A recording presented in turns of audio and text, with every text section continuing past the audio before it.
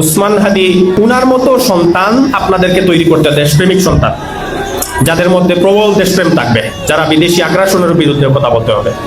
আপনারা যদি আপনার সন্তানকে বিজ্ঞান প্রযুক্তি দিক থেকে যদি এগিয়ে নিয়ে যেতে পারেন, তাহলে এই বিদেশি যে আগ্রাসন আছে এই আগ্রাসনের বিরুদ্ধে কিন্তু আমরা দাঁড়াতে পারবো না। হলে শুধু আমরা যদি মিছিল মিটিংয়ে মোদির বিরুদ্ধে স্লোগান দেই, ভারতের বিরুদ্ধে স্লোগান দেই, এতে ভারতের কিছু আসে যায় না এবং মোদিরও কিছু আসে যায় না। আপনার সন্তান শুধু তার নিজের কথা, তার পরিবারের কথা চিন্তা করলে হবে না। আপনার সন্তানকে চিন্তা করবে এই দেশের কথা, তাকে আপনি ওই রকম দেশপ্রেমিক নাগরিক হিসাবে আগে গড়ে তুলতে হবে। সাম্প্রতিক সময়ে আমরা দেখেছি, আপনার হয়তো এখানে অভিভাবক যারা এখানে এসেছে, উসমান হাদির নাম আমরা শুনেছি। তো উসমান হাদি তার মৃত্যুর পরে আমরা বুঝতে পারছি আসলে উসমান হাদি কে ছিলেন। ফেসবুকের সাথে কানেক্টেড ছিলেন বা মিডিয়ার সাথে কানেক্টেড ছিলেন, আপনারা উসমান হাদি সম্পর্কে জানতে পারতেন। ওনাকে আসলে হত্যা করা হয়েছে। তো ওনাকে হত্যা করার পিছনে যে কারণটা ছিল, আমরা দেখেছি উনি সবচেয়ে বেশি বিদেশি আগ্রাসনের বিরুদ্ধে, আগ্রাসনের শক্তি আছে এই শক্তির বিরুদ্ধে উনি কথা বলেছেন।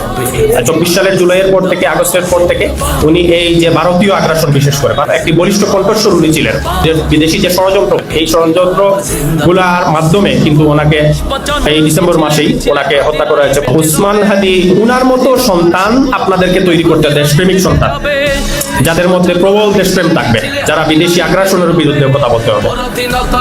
আমরা বিদেশি আগ্রাসনের বিরুদ্ধে আমরা কেমন ভাবে প্রতিবাদ করব? এই প্রতিবাদটা কি আমরা শুধু মিছিল মিটিং এর মধ্যে সীমাবদ্ধ থাকবে এমন না।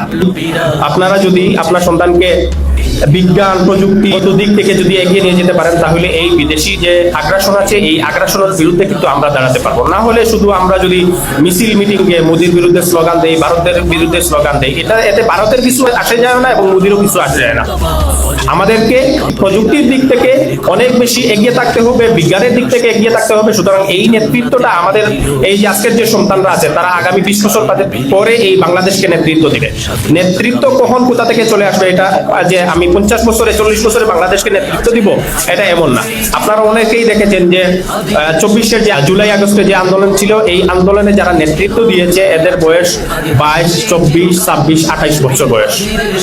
তো সুতরাং আমি আপনাদেরকে বলবো যে আপনাদের সন্তানদেরকে আধুনিক এবং প্রযুক্তিগত যে শিক্ষা আছে সেই শিক্ষার মাধ্যমে বিশ্বের সেরা হিসাবে গড়ে তুলতে হবে। আপনাদের লক্ষ্য হবে যে আপনার সন্তান প্রযুক্তিতে দক্ষ, চিন্তায় আধুনিক এবং হৃদয়ে দেশপ্রেমিক একজন নাগরিক।